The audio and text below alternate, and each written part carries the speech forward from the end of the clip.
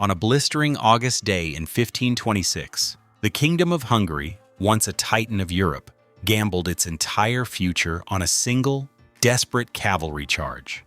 What happened next wasn't a long, drawn-out war, but a swift, brutal lesson in what happens when old ways meet a new world. In about the time it takes to watch a movie, an army was wiped out, a king was killed, and an entire nation was effectively erased from the map. This is the story of how a 2-hour battle sparked a 500-year tragedy. This wasn't just another medieval clash of swords and shields. This was a collision of two ages. In one corner, you had the Kingdom of Hungary, a fractured state desperately clinging to the fading glory of knights and chivalry. And in the other, the Ottoman Empire, a unified, modern war machine running on gunpowder, discipline, and sheer ambition, led by one of the most formidable rulers in history. The fight that was about to go down on the plains of Mohács was more than just a battle. It was an extinction-level event. A moment so catastrophic, it would scar the soul of a nation for centuries to come.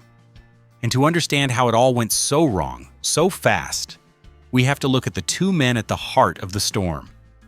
In 1520, a new Sultan took the throne in Constantinople. He was just 25, brilliant, and burning with an ambition to make Alexander the Great look like an underachiever. We know him as Suleiman the Magnificent. He didn't just inherit a crown, he inherited the most advanced army of the time. His father had already doubled the empire's size, and Suleiman was ready to push it even further. He was a poet and a goldsmith, sure, but he was also a ruthless military genius who personally led 13 major campaigns, and almost immediately, he turned his gaze west. His goal was the heart of Europe itself, and the first major obstacle in his way was Hungary. In 1521, his armies captured the fortress of Belgrade, something even the great conqueror Mehmed II couldn't do. The path to Vienna was now wide open, and Suleiman was on the march. Standing in his way was a boy. King Louis II of Hungary was only 20 years old in 1526. He'd been king since he was a child and had never really held the power his title promised. While Suleiman commanded absolute loyalty, Louis was in charge of a kingdom that was tearing itself apart. The Hungarian nobles were constantly feuding, running their own private armies, and openly defying the young king. The kingdom was broke. The legendary Black Army, a professional fighting force that had once made Hungary a superpower, had been disbanded decades earlier. Why? Because the nobles refused to pay for it, terrified that a strong army meant a strong king. Even worse, the kingdom was a powder keg waiting to explode. Just a decade earlier, a massive peasant revolt had been crushed so brutally by the nobles that the common people were left disarmed and full of hatred. Some were even starting to think the invading Ottomans might be better masters. So while Suleiman led a unified force, Louis was the head of a hollow crown, a king in name only, trying desperately to rally a nation at war with itself. The man given the impossible job of defending this crumbling mess was Archbishop Paul Tamori. Tamori was a fascinating character, a former soldier who became a monk, only to be dragged back into service by the desperate king. As Captain General of Southern Hungary, he'd even had some success defeating a large Ottoman raiding party in 1523. The Ottomans knew him and called him the accursed priest. But Tamori wasn't fooling himself. He begged the royal court for more men, more money, anything to repair the southern forts, often paying for defenses out of his own church's pocket. His pleas were mostly ignored. At one point, he even threatened to quit just to get the nobles to understand how serious the situation was. By the spring of 1526, it was clear Suleiman was coming. On April 23rd, he marched from Constantinople with an army of well over 50,000 men and hundreds of cannons. This was a modern, combined arms force with elite Janissary infantry armed with muskets, disciplined cavalry, and the best artillery of the age. The Hungarian response was pure chaos. The king moved south with a pathetically small force. The nobles argued and were unforgivably slow to gather their troops. A crucial decision had to be made. Reinforcements were actually on their way. A 10,000-man army from Transylvania and another 5,000 Croatian troops were just a few days' march away. The smart move was to wait, group up, and fight on their own terms. But the Hungarian War Council was full of arrogant, impatient nobles. They believed in one thing and one thing only: the unstoppable charge of their heavy cavalry. These armored knights were the pride of the kingdom, and the nobles were absolutely convinced that no army on earth could stand up to them. Paul Tamori, the actual soldier, argued for a tactical retreat. He was overruled. The council made the fatal decision to fight, and to fight now. They chose their ground near the town of Mohács, on a wide, open plain they thought was the perfect stage for their cavalry to win the day. It was a catastrophic mistake. The Hungarians hadn't just chosen a battlefield. They had just walked straight into a trap. On the morning of August 29, 1526, the Hungarian army, about 25,000 strong, gathered on the Mohács plain. It was a hodgepodge of noble armies, foreign mercenaries, and a handful of cannons. They set up in a classic European formation, 2 long lines, with infantry in the middle and the heart of their army, the heavy cavalry, on the wings. At their head stood 20-year-old King Louis and Archbishop Tamori, the warrior priest who knew this was a terrible mistake, but was bound by duty to see it through. They stared out across an empty field, waiting. The Ottoman army, led by Suleiman himself, arrived after a long march, but there was no chaos in their setup. They deployed in 3 flexible lines, a formation built for one purpose: to soak up a cavalry charge and destroy it. The front line was made of irregular troops.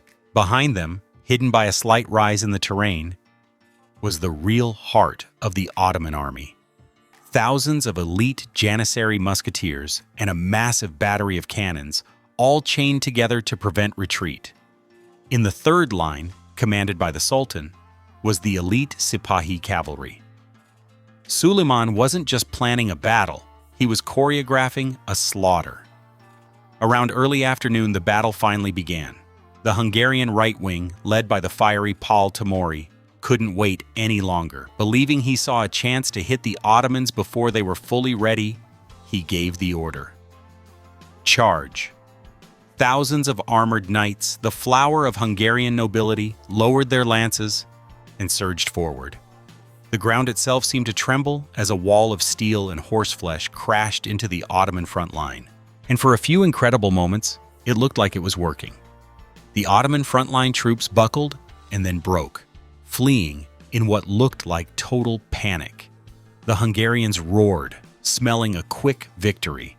Fired up by the success, the rest of the Hungarian army began to advance, hoping to deliver the final, crushing blow. But it wasn't a rout. It was a feigned retreat, a classic step tactic the Ottomans had perfected.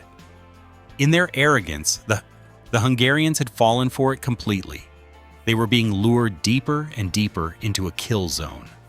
As Tamori's knights galloped past the fleeing soldiers and over the rise in the terrain, they were suddenly met with a sight that must have frozen the blood in their veins.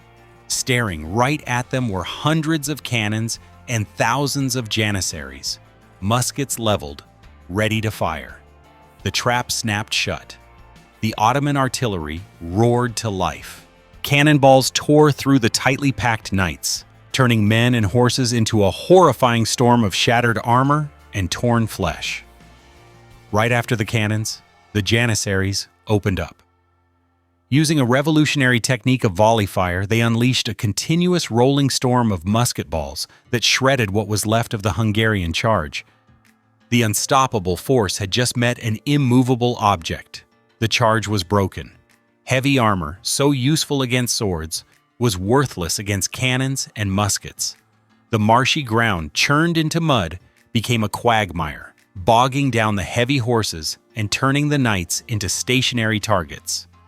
As the Hungarian charge dissolved, Suleiman's final move began. The Ottoman light cavalry, the Sipahis, swept around the flanks, enveloping the entire Hungarian army in a classic pincer movement. They were completely surrounded. Their right wing was annihilated. Their center was cut to pieces. The Hungarian infantry, now totally exposed, simply collapsed.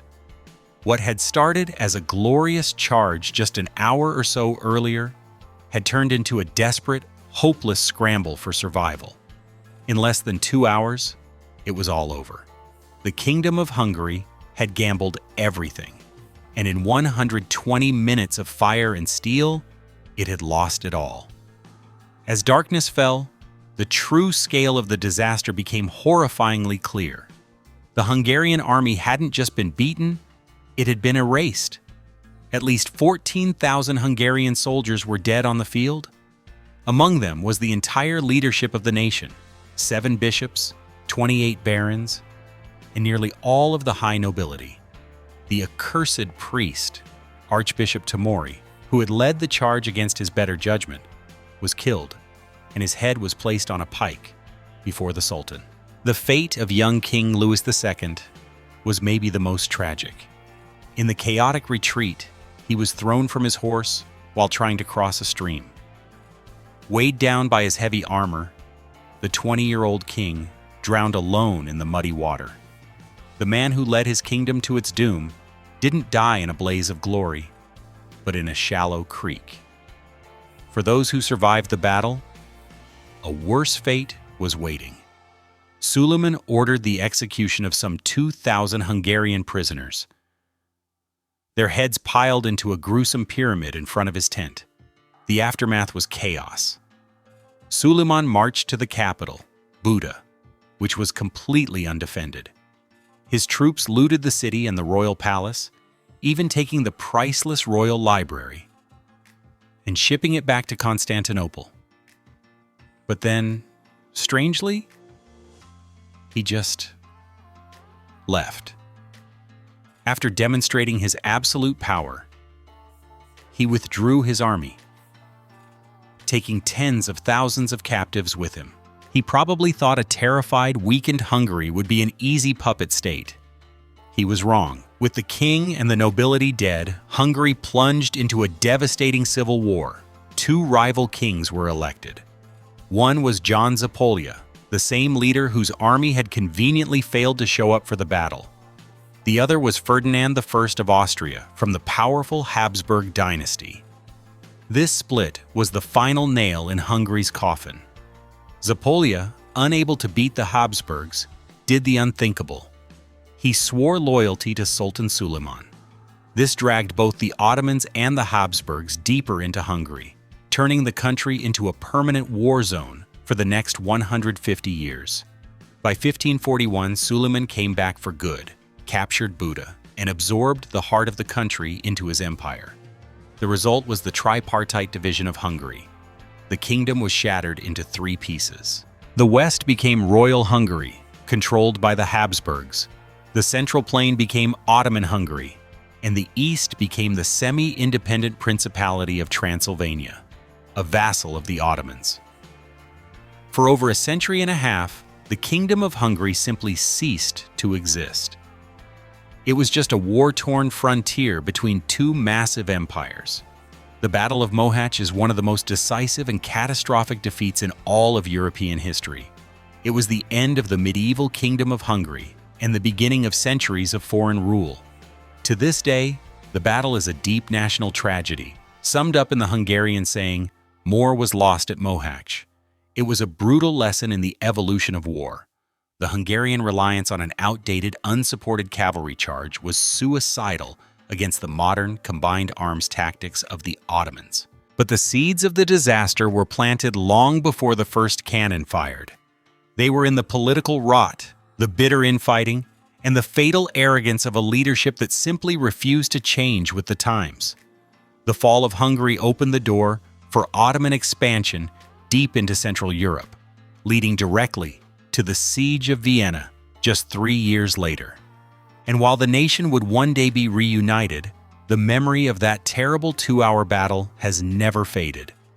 It's a grim reminder of how quickly a kingdom can be broken, and how a single, desperate gamble can wipe a nation off the map. If you want to learn more about the epic clashes that shaped our world, make sure you're subscribed to the channel. Let us know in the comments which historical battle you think we should break down next. Thanks for watching.